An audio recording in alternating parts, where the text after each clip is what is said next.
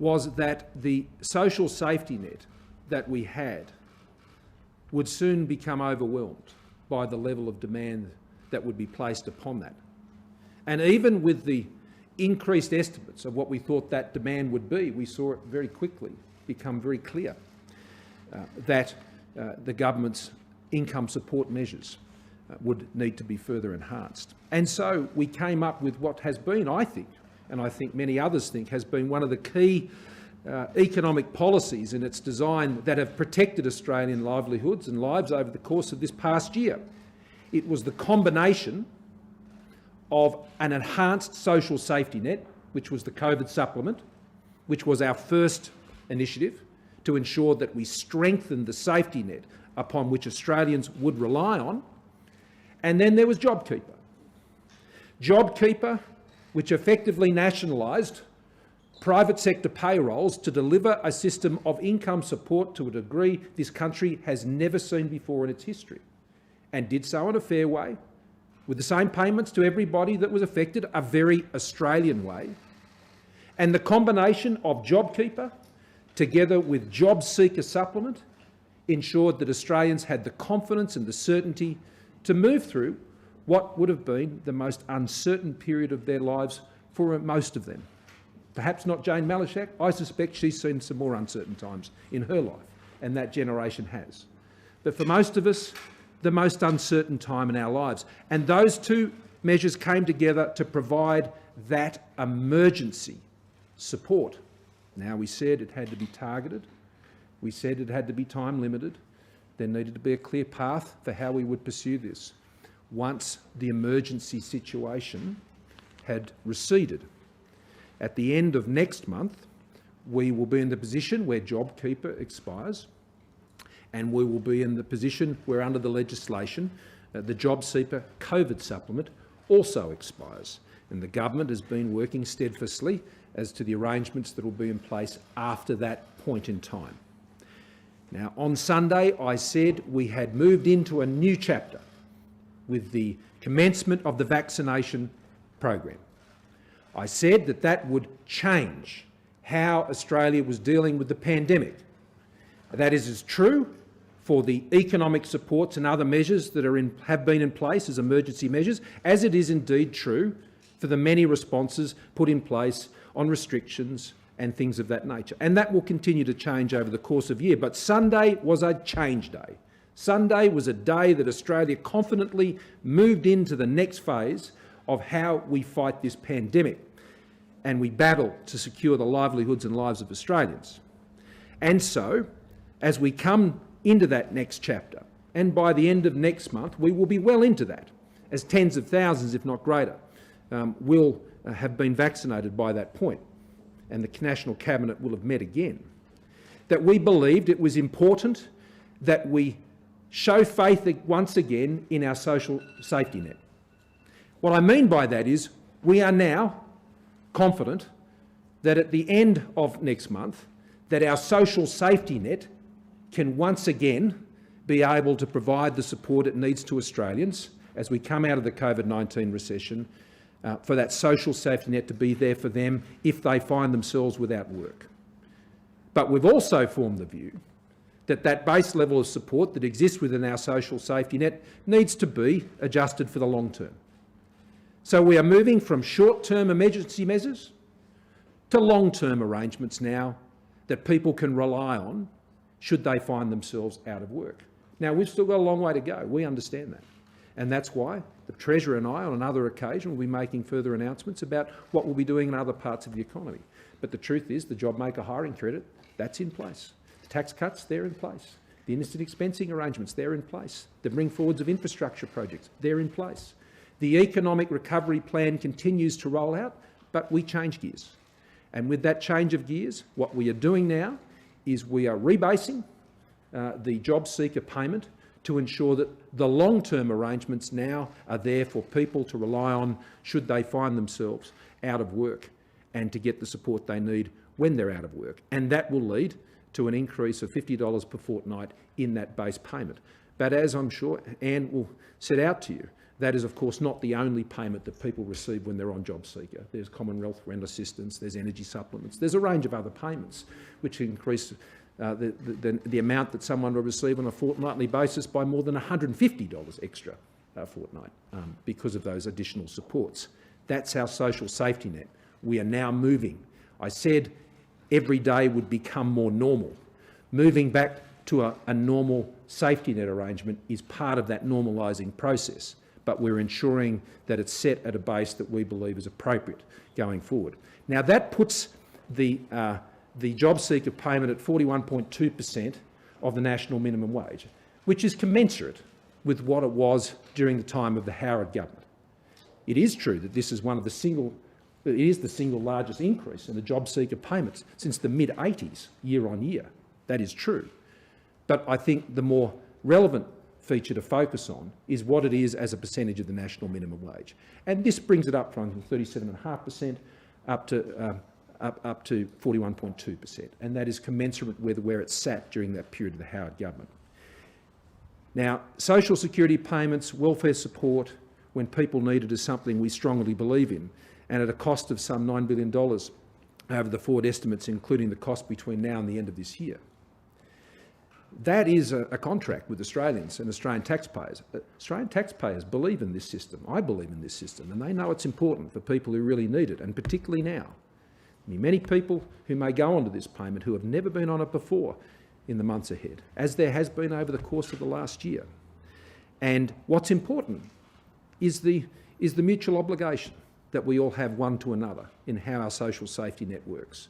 You know, every person we get in a job, they're better off and the country's better off. And so that remains our objective. If you're on JobSeeker, we will work night and day to get you off it and into a job. We have already seen 93% of the jobs come back into our economy. This is great progress, but there's so much more to do. And every person we get back off JobSeeker onto a job, that not only puts their household budget in a better position so they can have greater control over their own lives, that also supports the Australian people's budget as expressed through the Australian government's budget. That moves someone from receiving taxpayer support to being a taxpayer. And that was the big game changer that actually enabled us to bring the budget back into balance prior to this pandemic. So with those rather lengthy introductory comments, I appreciate your patience. I'm going to ask Anne to take you through those changes. And for Michaelia, there are mutual obligation requirements here that we put into this arrangement which are simply designed to do one thing, to help people get back into work. Thank you very much, PM. Well, the package of measures that we're going to announce today are clearly about getting the balance right. We need to support people while they're looking for work. We need to create the incentives so people want to look for work, and we also have to remove the disincentives so that they're not disincentivised for work. But what we need to do is we need to ensure that we have a system that is fair and sustainable for the people who need it and the taxpayers who pay for it. As the Prime Minister said, this is the single biggest increase in unemployment benefits since 1986, with a $50 per fortnight increase. But in addition to that, we're also increasing the income-free area to $150 per fortnight for those people who are on JobKeeper and Youth Allowance Other, as opposed to those people who are on a student payment who already have a higher income-free area. What it does is it creates a greater incentive for people to put their toe in the water and test the job market, because we know that people who report earnings are twice as likely to transition off payment than those who don't report any earnings. As I said, the Prime Minister said, it comes at a $9 billion price tag. We are also will be extending a couple of temporary supports over the next 3 months, one of which is the ordinary waiting period. Currently, the ordinary waiting period is waived so that people who come onto payment don't have to wait for 1 week before they receive payment. And in recognition that we need to make the smoothest transition on the 31st of March to the 1st of April, that waiver will remain in place until the 30th of June. In addition to that, we will also maintain the accessibility to payment for people who are in isolation because they have COVID or because they're caring for somebody who has COVID. So this means 1.95 million Australians who are currently on working age payments will receive an increase of $50 per fortnight as of the 1st of April. This is single parents, this is young people, this is students as well as job keepers. And just as some statistics, that means 240,000 single parents with a child under the age of 8 will receive a payment of $850.20 per fortnight. There will be a further 220,000 people who are over the age of 60 or who have a caring responsibility for a child over the age of 8 who will receive a job seeker rate of $676.30, including the energy supplement. And when you consider there are a further 290,000 Australians on job seeker payment who also receive Commonwealth rent assistance, they will now receive $768.80 per fortnight.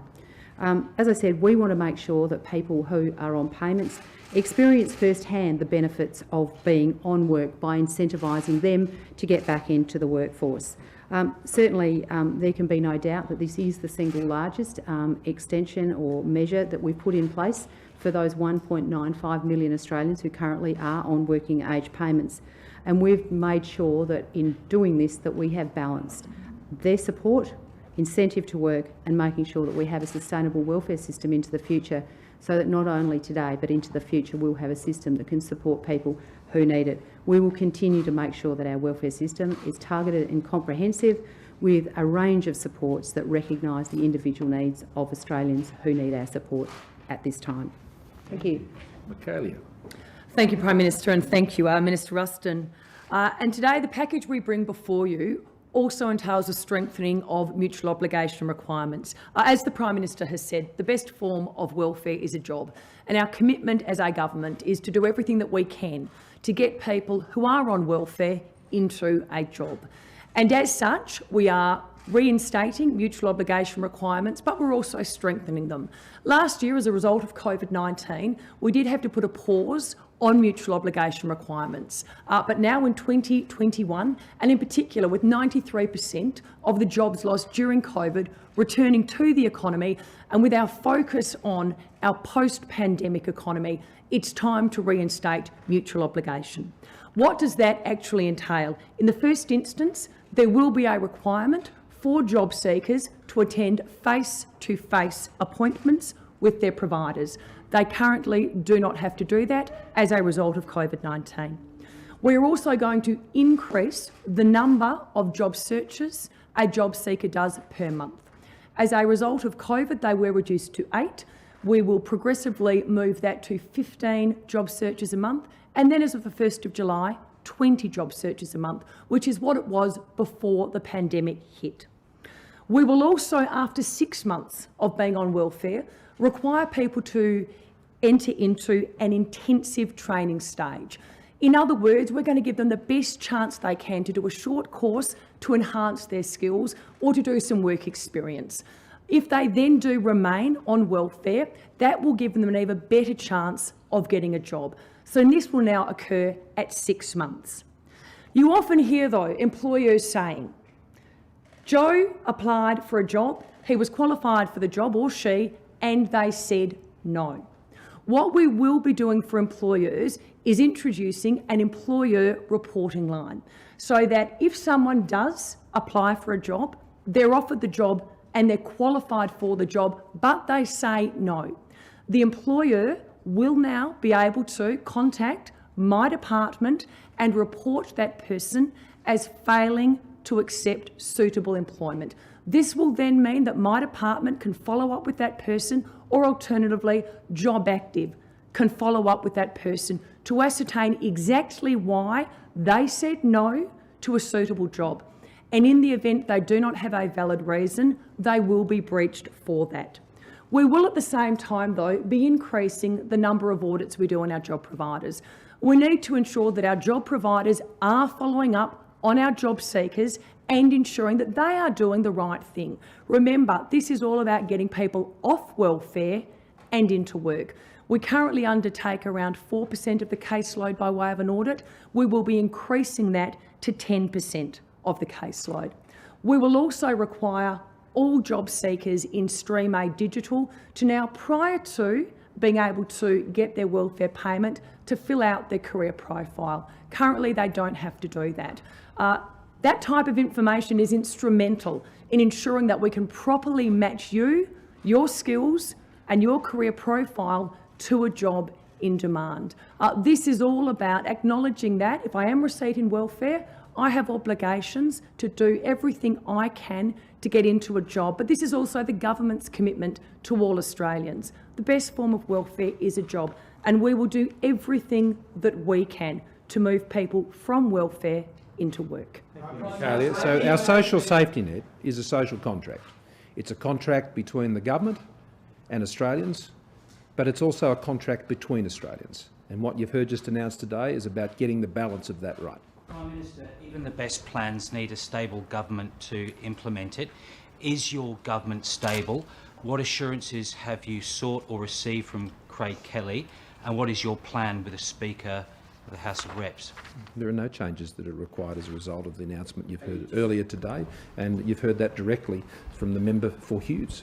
The government will continue to function as it has successfully, and as the government has led Australia through the worst situation we've seen since the Second World War, we will continue to do so undistracted, and we'll be able to do so with the support of the Parliament from the very undertakings that the member for Hughes has indicated himself publicly. He has resigned, Prime Minister. Authority. What does it say about your authority over your party room? Prime Minister, what does it say about your authority over your party room when you lose one of your own members to the crossbench, and this is an individual who owes you? You saved his pre-selection. In relation to the member for Hughes, to Craig, we had a discussion a couple of weeks ago, as you'll be aware. I set out some very clear standards, and he made some commitments that I expected to be followed through on. He no longer felt that he could meet those commitments, but I can tell you, my standards don't change. Prime Minister, where did Craig Kelly tell you he was going to quit the Liberal Party? Did he seek any guarantee about his pre-selection from you? Is there anything he asked you to do that you would not offer him? No, I learned it at the same time as he announced it to the party room. Has he lost confidence in Mr Kelly, his ability to be a Liberal MP given his freelancing, and also his ability to win pre-selection for the Liberal Party for Hughes? Well, the matter of his pre-selection is a matter for him in the Liberal Party, but that is no longer an issue because he's resigned from the Liberal Party. But I say what I just said to you before.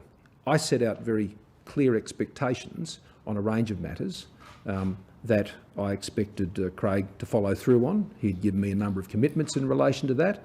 He no longer felt that he could meet those commitments, and as a result he's made his decision today, and by his own explanation he has said that his actions were slowing the government down, and he believed the best way for him to proceed was to remove himself from the party room and provide the otherwise support to the government so it can continue to function as it so successfully has, which he says is something that he remains committed to. And so I would expect him to conduct himself in that way. You're down to 75 on the floor now, so you've lost your working majority. Mr Kelly's promised you or guaranteed supply and confidence, but what about your legislative agenda going forward? Is it going to make you rethink plans and something like the energy bill, which you're not sure what's going on with at the moment? You now need a crossbencher for every vote, effectively, if you're opposed by Labor. Are you going to have to rethink in the next 12 months? No. I Has mean, already been seen down in the office with Craig Kelly. Do you have any expectation that Craig Kelly will actually join the Nationals? And given that he's defied your request, as you described in various ways in relation to alternative COVID cures, do you have any concerns he's just going to end up with the National Party room? no, I don't, but that's really a matter for others. Prime Minister, a senior member in Mr Kelly's office, staff member rather, is under police investigation amid allegations of inappropriate work conduct. There is actually an AVO taken out against that staff member. Would you expect that staff member no longer be employed as a member of the government? And are you concerned that Mr Kelly chose to keep that staff member on board while those investigations took place? I have long expressed to Mr Kelly my concerns about that staff member, and he has long understood what my expectations were about how he would deal with that matter. What were Prime Minister, you said at the start of this press conference, nothing will distract me or my government from my pledge to save lives and save livelihoods. Are sexual assault allegations a distraction for your government, and will you commit to setting up a dedicated support line for staff who work for the government and opposition to report sexual assault? No, they're not a distraction. I do not consider those a distraction. I can consider those a very important issue, and so I wouldn't accept that suggestion for a second. They're important issues, and we are addressing them, and the process that we're engaged in a multi-party way, which Minister Birmingham is leading that process now, and I look forward to that process being settled very, very soon. I don't want to preempt the recommendations of that inquiry, but I've already moved this week to ensure there is additional counselling support that's available to staff right now. I think one of the things we've learned is that both the awareness of support services and indeed the delivery of those support services is coming under a lot of scrutiny. And today, Celia updated the Parliament, updated the party room on the processes I'd asked her to engage in. She has recommended to me, together with Anne Webster from the Nationals, that process be consolidated into this broader multi-party process.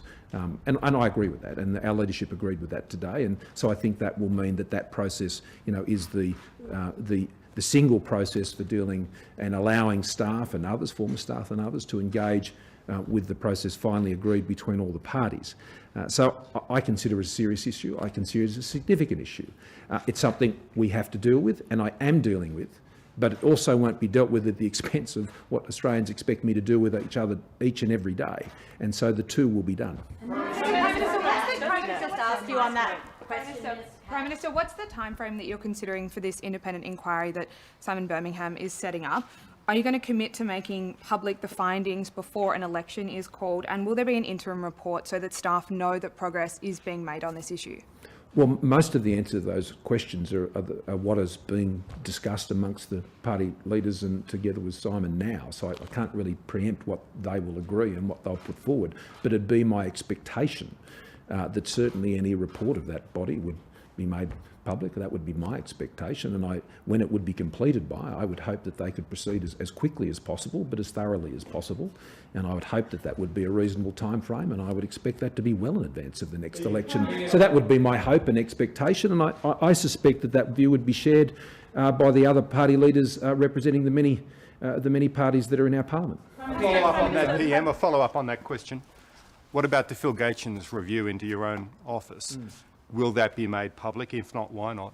Well, I haven't said it won't. I've simply said that I'm waiting for Phil to provide that report, and I'll give further advice on that once I receive it. Prime Minister, just on the matter of Brittany Higgins and her alleged rape, can you explain why the alleged perpetrator's employment was terminated, apparently before the government knew that an alleged rape had taken place? And if you tell us it's because of a security breach, can you explain what was the security breach? Well, it was because of a security breach. That was the reason for it. And as I understand it, it related to the entry into those premises. After hours. That's my understanding, but that's a matter of public record. Welfare advocates seem to be saying that they think it's not enough. Can you explain how and why you reached the conclusion that this amount was enough? Yeah, and you may wish to comment on this as well. 41.2% the national minimum wage, which puts us back in the realm of where we had been previously. I mean, the indexation had been different to other payments, and as a result, it had fallen down to 37.5%.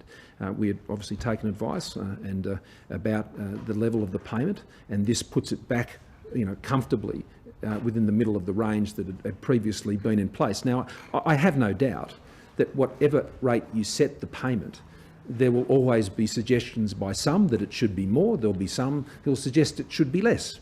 And that's why a government has to exercise judgment in getting that balance right, but not just in the setting of the payment, but also the conditions that sit around the provision of that payment, and that is seeking to support people not to have to rely on that payment and to be able to get them back into work. And so they were the matters that we considered as a government and took advice, obviously, but ultimately governments make these decisions, and we've made a decision even though it comes at a considerable expense to taxpayers, some $9 billion. The final estimate will be confirmed in the budget later this year, taking into account all factors and the updated forecast that you'd expect in a budget. But what I do know is this, is every person we get back into a job means that will be a lesser cost to the taxpayer, and that's why the mutual obligation arrangement is so important. But I'll ask Anne, she would like to comment further. Yeah. Seeing it as $4 a day, which doesn't seem very much. Well, look, back to your primary question around, the process, the comprehensive process that we've been through. And I mean, clearly, as I stated in my statement, we had to balance out, three very strong interests that we had to balance. One, obviously, is to make sure that we provide support to people who find themselves out of work. We needed to make sure that we created a system and improved a system so that the incentives to take up work were there and the disincentives were removed, and that's very much part of the package that Minister Cash has put forward. But we also need to make sure that not just that it is a fair system, but it's a sustainable system, because we have to look after the people that need the system, but we also have to understand that it's paid for by taxpayers and it needs to be sustainable into the future. So we certainly have drawn on the experience that we've seen over the last 12 months. We've had elevated levels of payment to people who are on unemployment benefits, recognising that back in March and April the jobs market closed and the support was needed. But as the economy is recovering, as the jobs market is improving, certainly we need to make sure that we've got the right incentives for people to go back to work. But our comprehensive and targeted welfare system has not changed. People who need additional assistance because of their circumstances, people who are renting who get Commonwealth rent assistance, people who have children who get support through the family tax benefit system. But there are a myriad of other supplements and allowances that are paid to people that recognise the range of individual circumstances, and all of these factors have been considered in coming up with the rate, along with the other indicators that the Prime Minister's outlined in his response. Just hang on a sec. Just to illustrate the point that you're making, a single person on the job seeker payment, inclusive of the increase anticipated because of the indexation in March, will now see their payment increase, the base payment increase from $570.80 to $620.80. That's inclusive of the indexation. It actually goes from $565.70 to $620.80. On top of that, if they're receiving Commonwealth rent assistance, that payment would increase to $760.40. And on top of that, the average value of standalone supplements, the energy supplements, so on, is an additional $13.03. So the suggestion that anyone who was on JobSeeker is simply on that payment alone and there aren't additional supports that are provided is not correct. There are additional supplements, as you can see there, to the tune of some $150 in addition to that base rate, which would be a common experience of most people who would be on that payment. Outlined the expectations you expected of Mr Kelly's behaviour to say to the government, when you spoke to him a few weeks ago. Well, I was speaking to him at that time about his support for the government's position on health matters, and I've consistently outlined to him the matter in relation to the staff member that was referred to in an earlier question. Will the extra spending on JobSeeker be simply absorbed into larger budget deficits, and does the Minister expect that there will be savings from the tighter mutual obligation requirements? Well, and to answer the first question, and can address the other matters, well, at present that goes directly onto the budget bottom line, and that is where it would be absorbed. There will be no savings. Well, no, I'm saying that I'll let Anne address those issues. Well, clearly the main objective of making sure of all of the programs that this government has been putting forward have been focused on jobs, and of course by getting somebody off welfare and into a job, there clearly is a saving, not only a saving because their lives are better because they're no longer relying on welfare, but they're into the jobs market and they're paying tax. But there is no savings provisions considered in this particular package, but clearly we hope that it works well enough that we do have significant savings in the process of doing it. One more.